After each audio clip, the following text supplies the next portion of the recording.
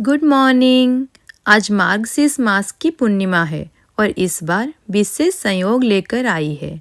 इसी दिन का धार्मिक और आध्यात्मिक महत्व कहीं ज़्यादा है, क्योंकि विशेष हिंदू पर्व जैसे अन्नपूर्णा जयंती, दत्तात्रेय जयंती और पांडु उषा विभिन्न प्रांतों में मनाया जाएगा। पांडु उषा पांडवों के पिता पांडु को समर्पित है और यमराज की पूजा किया जाता है। पांडु उषा से जुड़ी एक लोकप्रिय कहानी के अनुसार कलिंग के राजा की कोई संतान नहीं थी और जब उन्होंने और उनकी रानी ने पांडु उषा का पालन किया तो उनका भाग्य बदल गया।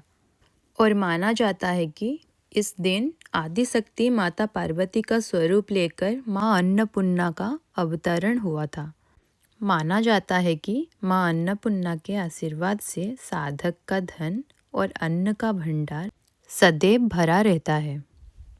सप्त ऋषियों में से एक महर्षि अत्रि और उनकी सहधर्मिणी सतीत्व के प्रतिमान अनुसुया के पुत्र दत्तात्रेय इसी दिन पैदा हुए थे। मान्यताओं के अनुसार ब्रह्मा, विष्णु और महेश की विचारधारा के विलय के लिए ही भगवान दत्तात्रेय ने जन्म लिया। यही कारण है कि उन्हें त्रिदेव का स्वरूप और कलयुग का भगवान माना जाता है।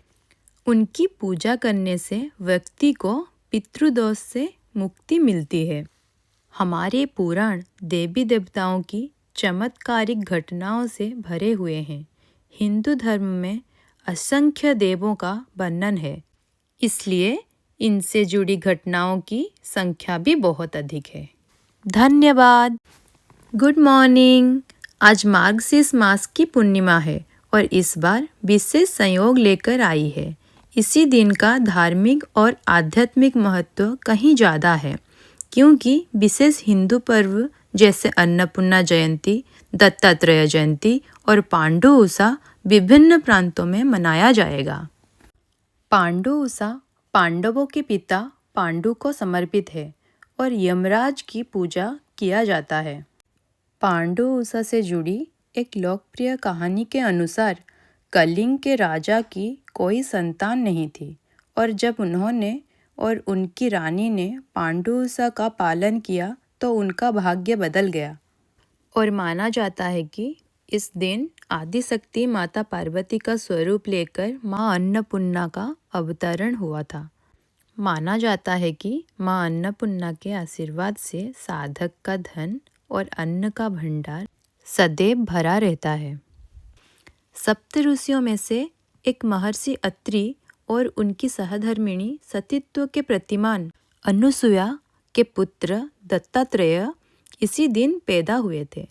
मान्यताओं के अनुसार ब्रह्मा, विष्णु और महेश की विचारधारा के विलय के लिए ही भगवान दत्तात्रेय ने जन्म लिया। यही कारण है कि उन्हें त्रिदेव का स्वरूप और कलयुग का भगवान माना जाता है। उनकी पूजा करने से व्यक्ति को पितृदोष से मुक्ति मिलती है। हमारे पुराण देवी देवताओं की चमत्कारिक घटनाओं से भरे हुए हैं। हिंदू धर्म में असंख्य देवों का वर्णन है, इसलिए इनसे जुड़ी घटनाओं की संख्या भी बहुत अधिक है। धन्यवाद।